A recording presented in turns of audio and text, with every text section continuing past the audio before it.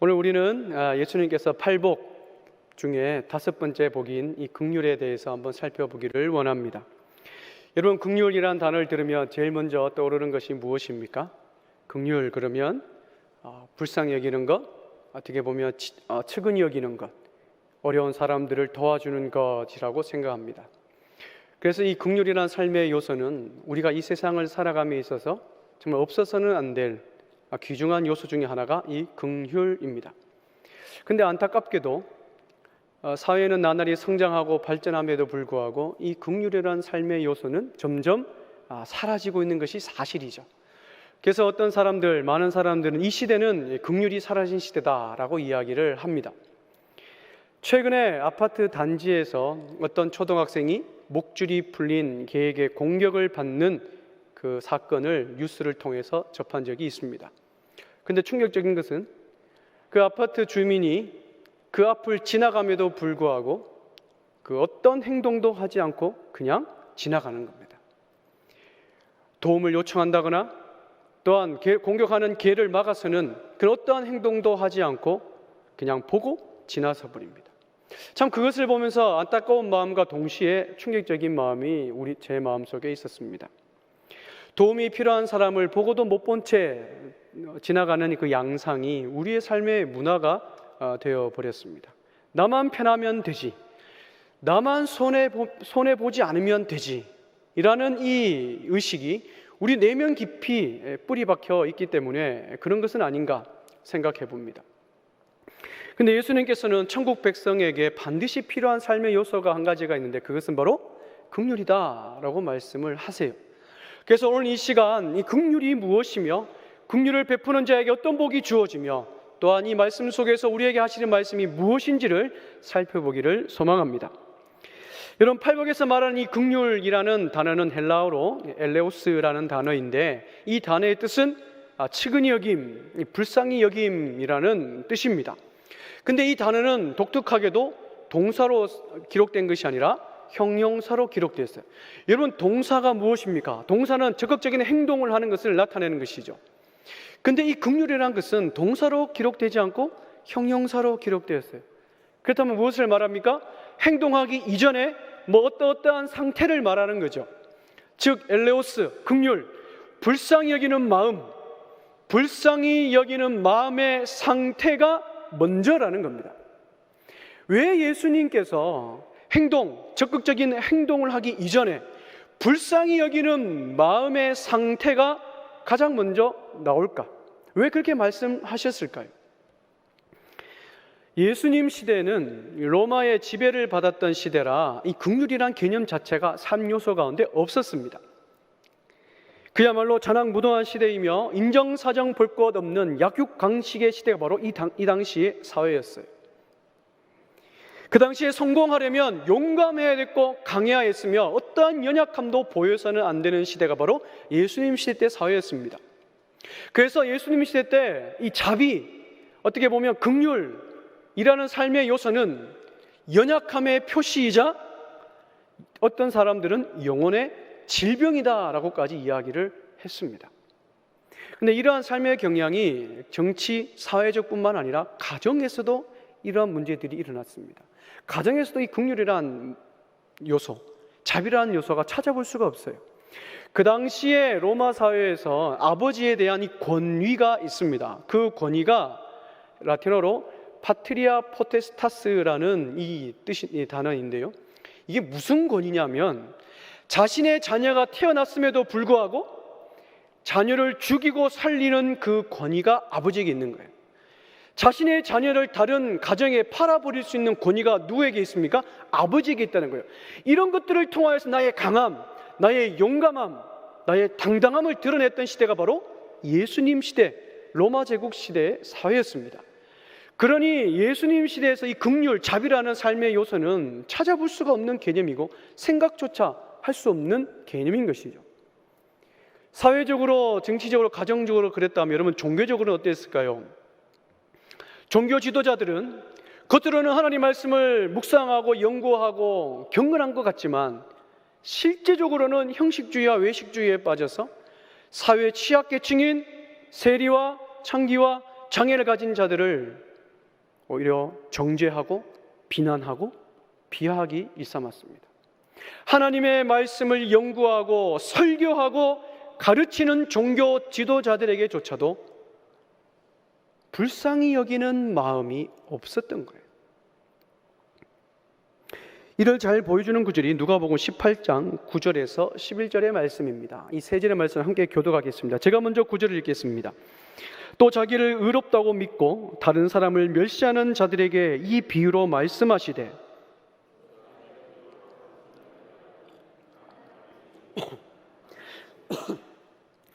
바리새인은 서서 따로 기도하여 이르되 하나님이여 나는 다른 사람들 곧 토색, 불의, 간음을 하는 자들과 같지 아니하고 이 세리와도 같지 아니함을 감사하나이다. 이렇게 말씀하죠. 여러분, 예수님께서 이 본문에서 이 바리새인을 어떤 사람이다라고 딱 지명하십니까? 자신은 의롭다라고 믿고 나는 의로운 사람이야 라고 믿으며 오히려 다른 사람들을 멸시하는 자다라고 이미 딱 지목해서 말씀을 하세요. 이들은 토색과 불의와 간음하는 자들과 세리와는 전혀 다른 사람입니다. 나는 그들과 다른 삶을 살아가는 의로운 존재입니다라고 믿고 살아가는 자들이에요. 하나님의 말씀을 연구하고 아주 작은 말씀이라도 삶 속에서 지켜 행하기를 즐겨하는 이 앞선 자들임에도 불구하고 이들은 연약한 자들의 삶을 이해하지 못하는 그런 마음이었고 오히려 멸시하며 불쌍히 여기는 마음을 찾아볼 수가 없는 겁니다. 따라서 예수님께서 긍휼을 말씀하신 이유가 여기에 있는 거예요. 구원받은 천국 백성이라면 반드시 필요한 삶의 요소가 있는데 그것은 바로 불쌍히 여기는 마음이 있어야 된다는 거예요. 이 마음을 회복해야만이 하나님 백성다움을 증명할 수 있다라고 말씀을 하는 겁니다. 여러분, 우리가 무엇으로 성도임을 증명하겠습니까? 비록 이 시대가 긍휼이 사라지고 자신의 의로움을 드러내는 시대라 할지라도 하나님의 백성다움은 불쌍히 여기는 마음으로부터 시작되고 그것으로 증명된다라는 사실이에요. 마산에 가면 신신예식장이라는 예식장이 있습니다. 이 예식장은 무려 55년 동안 1만 4천 커플을 무료로 결혼 예식을 올려준 예식장으로 유명하여서 많은 방송을 탔던 예식장입니다. 이 예식장을 운영하는 분은 올해 92세인 백남삼 할아버지고 또 82세이신 최필순 할머니, 이 두 부부이신데 형편이 어려운 커플들을 위해서 결혼식에 필요한 모든 일체의 비용을 다 제공해 주십니다. 심지어 주례자가 없으면 이 할아버님께서 주례까지 해주세요. 그래서 기자가 묻습니다. 아니 어떻게 이 어려운 상황 가운데서도 무료로 이렇게 예식을 올려주십니까? 라고 질문하자 할아버님이 이렇게 대답하십니다. 본인들도 나도 돈이 없어서 결혼식을 치르지 못했고 돈이 없어서 방을 구하지 못해서 따로 살았던 때가 있기 때문이다 라고 이야기합니다. 사회가 나날이 발전하고 성장함에도 불구하고 여전히 우리 주변에는 어려운 사람들이 있기에 제가 이렇게 합니다 라고 이야기를 하는 거예요. 사랑하는 여러분, 55년 동안 이 예식장을 운영하면서 얼마나 많은 어려움과 역경이 있었겠습니까? 그럼에도 불구하고 이 55년 동안 이 예식장을 운영할 수 있었던 원동력이 무엇일까요? 그것은 바로 어려운 사람들의 상황을 이해하는 마음이 있었기 때문에 그렇습니다. 본인이 그것을 경험했고 그 아픔과 슬픔과 역경을 알기에 그 상황을 이해하는 마음이 있었던 겁니다.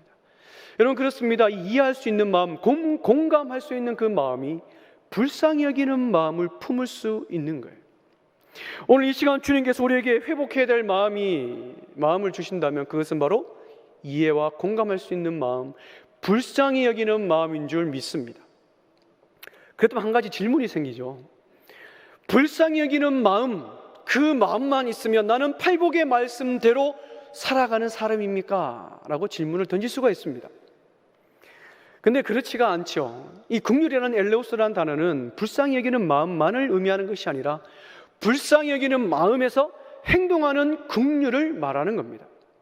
즉 팔복에서 말하는 이 긍휼의 완성은 행동하는 긍휼을 말하는 겁니다. 다시 한번 말씀드리겠습니다. 팔복에서 말씀하는 이 긍휼이란 행동하는 긍휼까지를 포함합니다.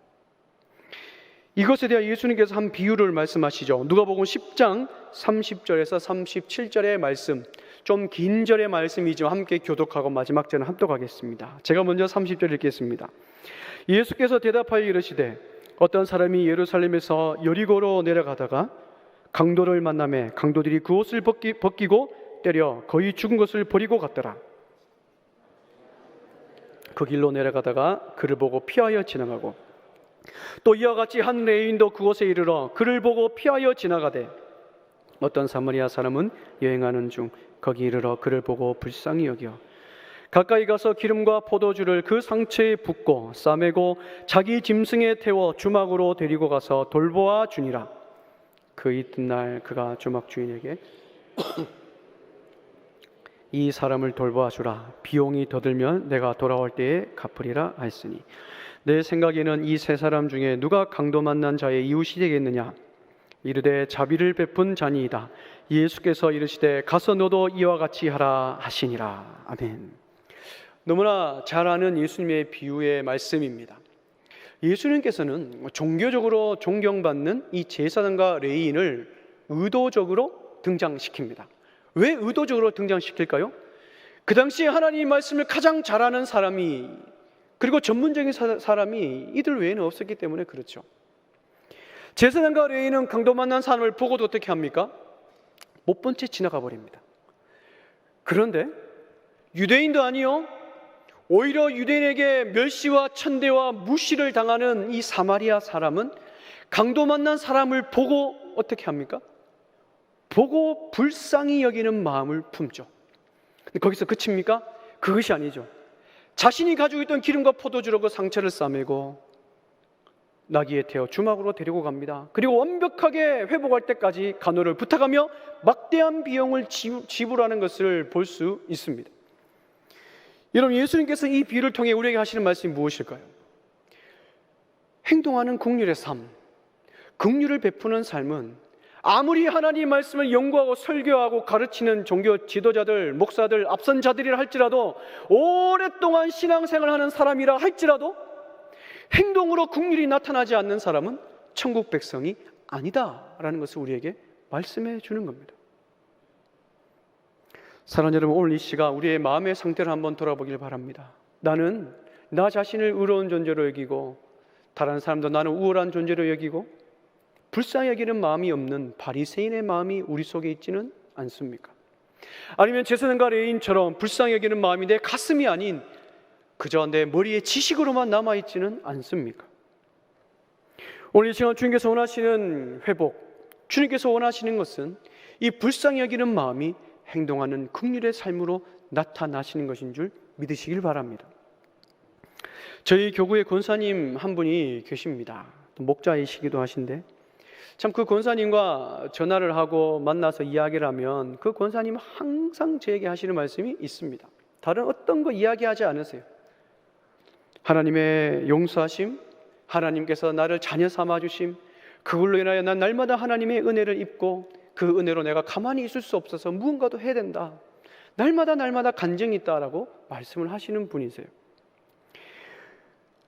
그 은혜에 감사하여 그 권사님은 지금도 그 긍휼을 베푸는 삶, 불쌍히 여기는 마음으로 많은 부분을 베푸시는데 수십 년 전에도 물질로도 많은 분들을 섬겨오셨고 교회를 섬겨오셨고 선교사님을 섬겨오셨고 교육자들을 등록금을 대어주셨고 알지도 못하는 사람들에게 섬겨주시고 심지어는 기도로 육체적인 헌신으로 많이 섬겨오신 분입니다. 최근에 심장 이상이 있어 스텐트 시술을 하시고 회복이 필요함에도 불구하고 그 권사님은 하나님께 받은 그 은혜와 그 감사와 그 자비하심이 너무나 커서 가만히 있을 수 없다는 거예요. 코로나 걸린 자신의 모공과 주변 우리 성도님들을 기억해서 손수 물김치를 담으셔서 직접 찾아가 그것을 전달해 드리고 또한 자신을 기다리는 연로하신 분들을 찾아가서 기저귀를 갈아드리고 목욕을 시켜드리는 일들을 계속해서 해오시는 거예요. 그래서 제가 권사님께 여쭙습니다. 권사님, 너무 무리하시는 거 아닙니까? 시술을 하는데 이쪽으로 이게 그 바늘을 넣었으니까 오른팔이 힘드실 텐데 이게 좀 쉬셔야 되지 않겠습니까? 라고 제가 말씀을 드려도 그 권사님은 이렇게 말씀하십니다. 하나님께 받은 은혜가 너무나 큰데 내가 가만히 있을 수 있습니까? 늘 그렇게 얘기하세요. 제가 이 권사님을 볼 때마다 이 긍휼을 베푸는 삶, 그것이 무엇인가 생각해 보게 됩니다. 부유하거나 건강하거나 다른 사람들이 없는 특별한 달란트가 있어서가 아니라 하나님께 받은 그 은혜와 그 자비와 긍휼하심을 날마다 경험하는 사람은 반드시 행동하는 그 긍휼의 삶을 살아내는구나, 그 은혜와 자비로 인하여 가만히 있을 수 없구나라는 사실을 다시 한 번 더 깨닫게 되죠. 근데 사랑하는 여러분, 이런 삶을 살아가기가 쉽습니까? 참 어렵죠. 왜냐하면 저와 여러분들에게는 이 불쌍히 여기는 마음은 인간의 노력으로 만들어질 수도 없고 저절로 생기지도 않기 때문에 어려워요. 아무리 마음으로 결심합니다. 오늘 내가 이 설교를 듣고 불쌍히 여기는 마음을 먹어서 이제 오늘부터 착한 일을 해야지라고 마음 먹고 결심하지만 쉽게 무너지는 것이 우리의 삶이죠. 따라서 우리는 긍휼의 삶을 살게 하시는 우리 성령 하나님을 의지할 수밖에 없어요. 제 부끄러운 과거의 이야기지만 제가 첫 사역을 할 때에 전도사 시절입니다. 저희 집 부근에 사시는 한 집사님이 계신데 그 집사님이 뇌출혈을 통하여서 오른손 오른다리가 불편하세요.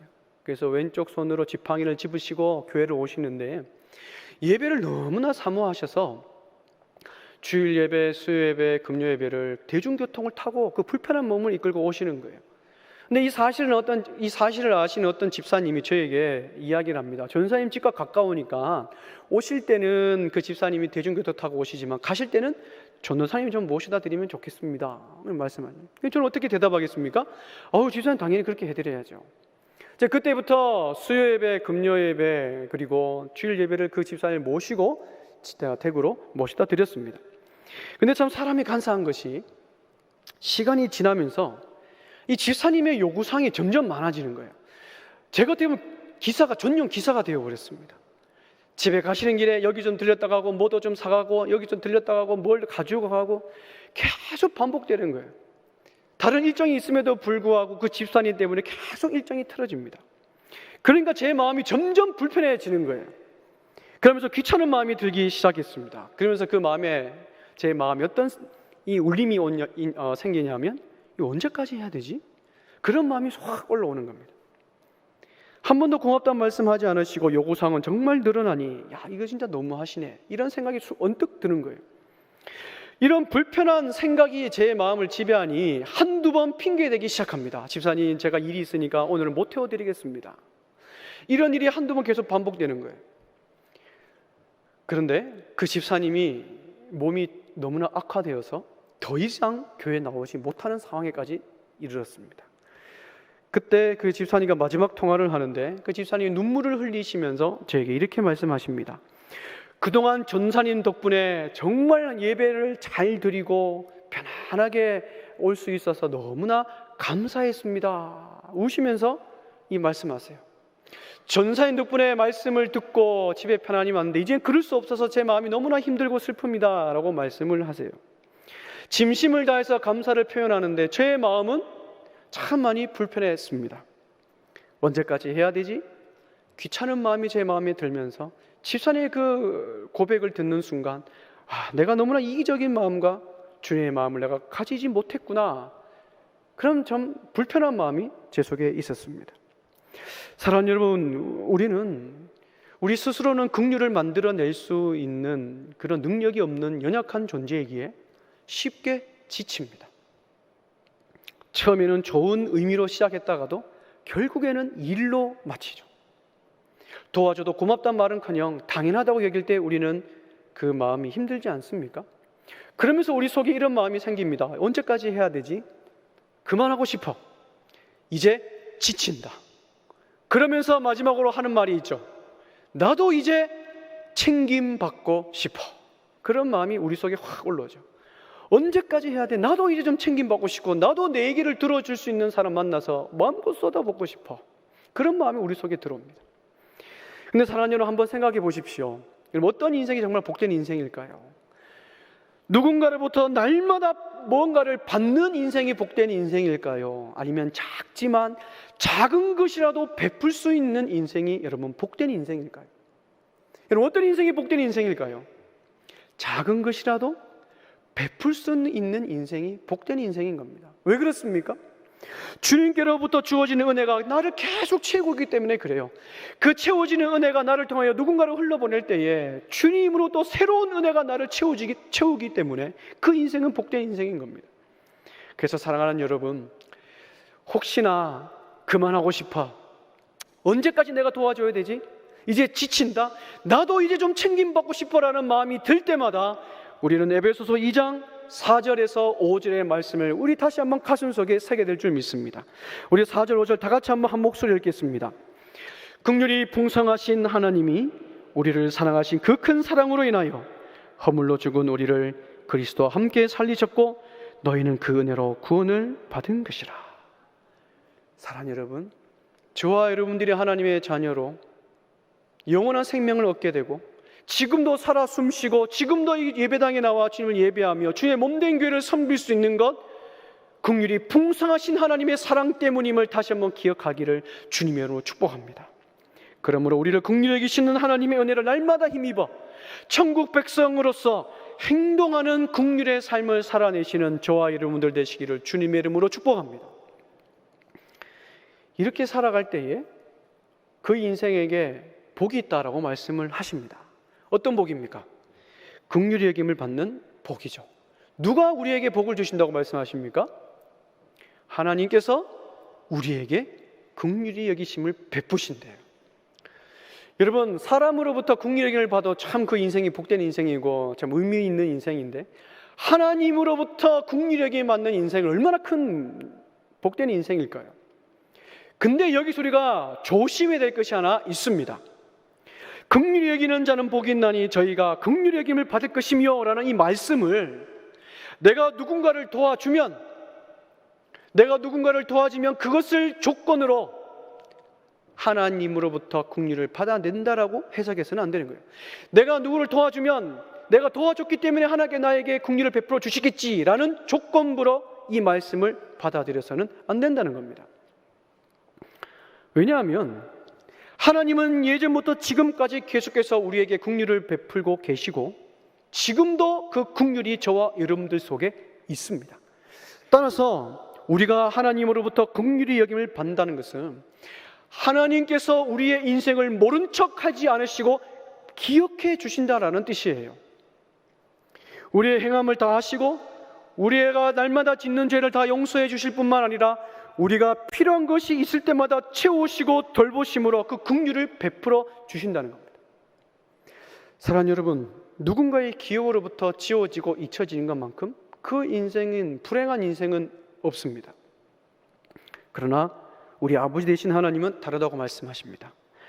우리가 행동하는 긍휼의 삶을 살아갈 때에 우리를 기억하시고 갚으시고 채우신다라고 말씀을 하세요. 하나님께서 주목하시는 인생, 기억하시는 인생, 우리가 힘들고 지치고 어려운 상황 가운데서도 우리를 잊지 아니하시고 긍휼을 베풀어 주신다라고 말씀을 하십니다.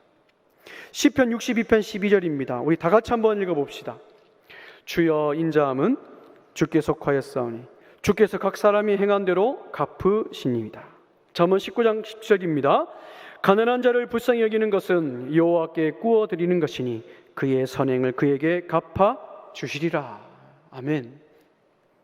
우리 주님께서 우리에게 긍휼히 여김을 베풀어 주시는데, 긍휼을 베풀어 주시는데 우리가 이 땅 가운데 불쌍히 여기는 마음으로 우리가 행동하는 긍휼의 삶을 살아갈 때에 그것을 다 기억하시고 우리가 베푼 그 의로운 행동을 다 기억하시고 그대로 갚아 주신다고 말씀을 하세요.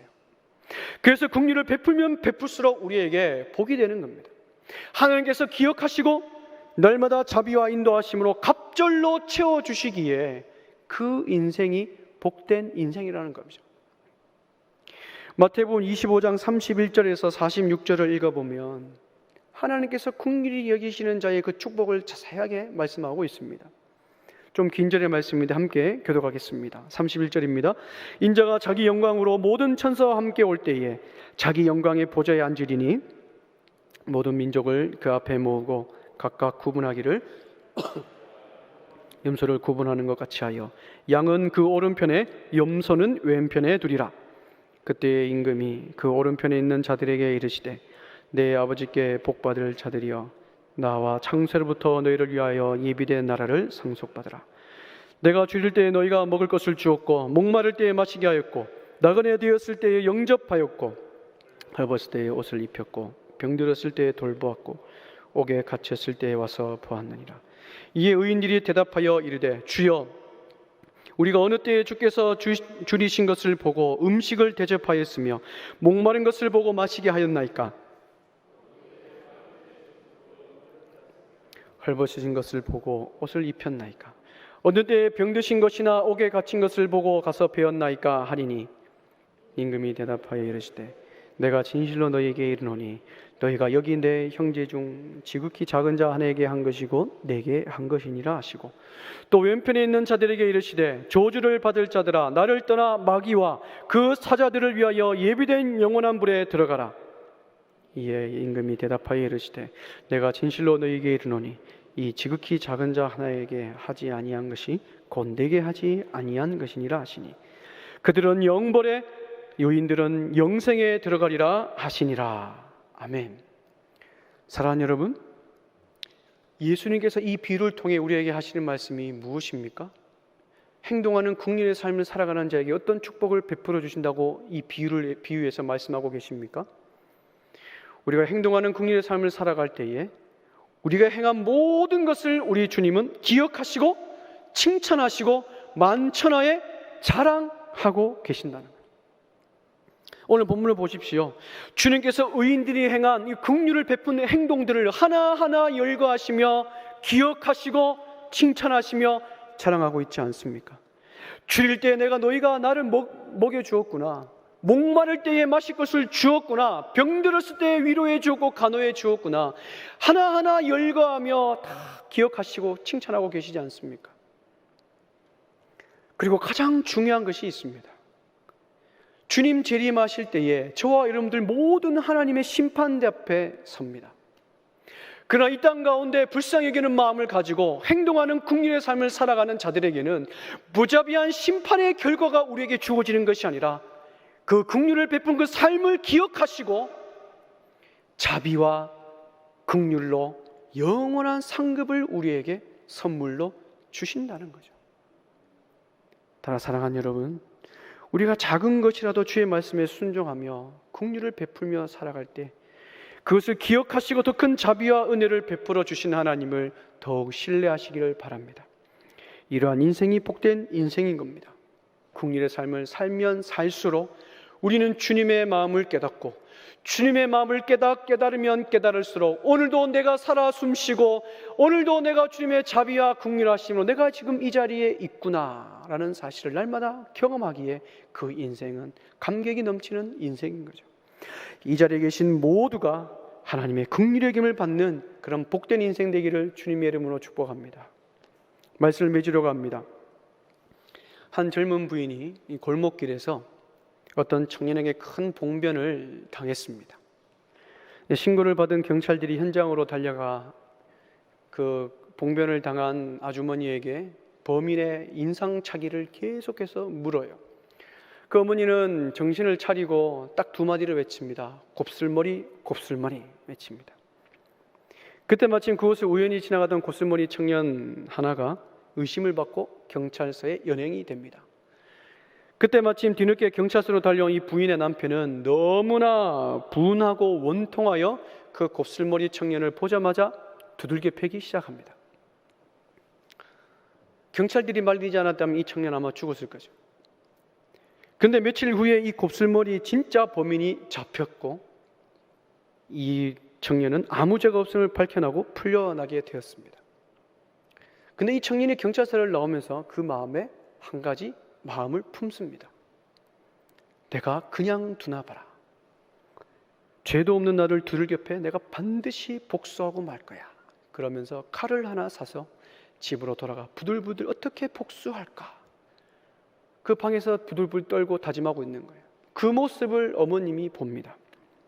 그래서 어머니가 그 아들에게 이렇게 이야기를 하죠. 복수는 안 된다. 그 사람도 순간적으로 분노하며 그랬으니 네가 참아라. 네가 그래도 폭행을 당하고 어려움을 당했지만 네가 누명을 벗어나지 않았느냐. 어리석은 분노 그만 접어두고 복수심 내려놓고 다시 정신을 차려라. 그 어머니가 아들에게 이야기하죠. 근데 아들은 이렇게 얘기합니다. 반드시 내가 그 사람을 죽이고 말 테니 어머니 나를 말리지 마십시오 라고 이야기를 해요. 근데 어느 날 밤 이상한 소리에 이 곱슬머리 청이 잠을 깨고 맙니다. 가만히 들어보니 어머니의 목소리인데 어머니가 울면서 기도하는 그 목소리가 들리는 거예요. 어머니가 이렇게 기도합니다. 하나님, 제발 제 아들의 마음을 돌이켜서 원수를 사랑하게 해주시고 살인하는 죄에서 돌이키게 해주시고 어리석은 마음을 내려놓게 하여 주옵소서. 어머니는 몇 날 며칠을 아들을 위해 눈물로 밤을 새며 기도하는 거예요. 어머니의 간절한 기도의 소리를 한참 듣던 이 아들은 그 자리에서 일어나 옆방으로 뛰어가 어머니를 와락 끌어안고 눈물을 터뜨리고 맙니다. 자신의 어리석음을 인정하고 함께 부둥켜 안고 모자지간에 울고 있었어요. 그런데 갑자기 방문이 벌컥 열리면서 또 한 남성이 뛰어들어와 두 사람을 함께 끌어안고 엉엉 울기 시작합니다. 그 사람이 누구겠습니까? 그 사람 바로 봉변을 당한 남편, 아내의 남편, 이 청년을 두들겨 팬 그 남자인 거예요. 그 사람은 이렇게 이야기를 합니다. 나는 틀림없이 당신이 나를 복수하기 위해 나를 죽일 거라 생각해서 내가 먼저 당신을 죽이려고 당신 집에 찾아왔는데 나를 용서해 주시는 그 음성, 그 기도 소리, 그 고백을 듣고 내 마음이 녹아졌고 내가 어리석은 행동을 저질렀다는 사실을 내가 고백합니다 라고 하며 자신의 가슴 속에 있던 칼을 꺼내놓고 함께 울며 모두가 다 회개했던 그런 이야기가 있습니다. 한 어머니의 긍휼히 여기는 이 기도가 아들과 봉변당한 아내 남편까지 살리는 이야기죠. 여러분 생각해 보십시오. 자신의 아들이 아무런 이유 없이 봉변을 당했습니다. 그 어머니의 마음이 어때야겠습니까? 아들보다 더 크게 복수하고 싶고 더 갚아주고 싶은 마음이 굴뚝 같았을 겁니다. 근데 이 어머니는 복수는 또 다른 복수를 낳고 더 큰 화를 불러넣는 것을 알기에 이 용서의 긍휼을 선택을 하신 거죠. 사랑 여러분, 그렇습니다. 이 긍휼은 나밖에 모르는 딱딱하게 굳은 이기적인 마음을 깨트려 버리고 주변을 돌아보게 만들고 그리고 부드러운 마음으로 다른 누군가를 위해 살아가게 만드는 것이 바로 이 긍휼입니다. 결국 그 불쌍히 여기는 마음이 누군가를 이해하게 만들죠. 불쌍히 여기는 마음이 어려움에 처한 사람을 이해하게 만들고 그 이해하는 마음이 행동하는 긍휼로 나타나며 그 행동하는 긍휼의 최절정은 바로 용서함으로 나타나는 겁니다. 저와 여러분들이 이런 은혜를 입었지 않습니까?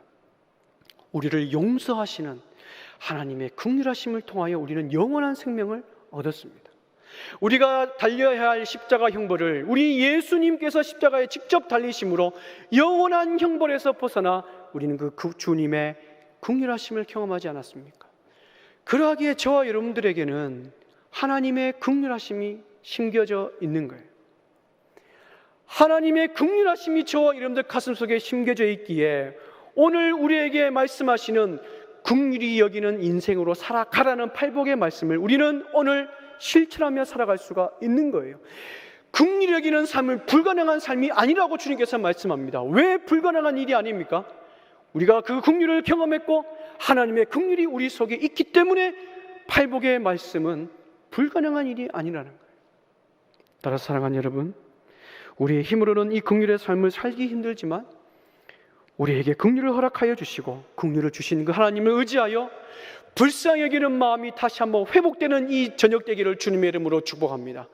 나밖에 모르는 딱딱하게 굳은 마음이 깨어지는 이 시간 되기를 주님의 이름으로 축복합니다. 우리가 그 마음으로 오늘도 불쌍히 여기는 마음으로 행동하는 긍휼의 삶을 살아가 그런 인생을 살아갈 때에 주님께서 베푸시고 채우시고 갚으시는 놀라운 축복을 경험하는 우리 모든 성일교회 성도님들 되시기를 주님의 이름으로 축복합니다.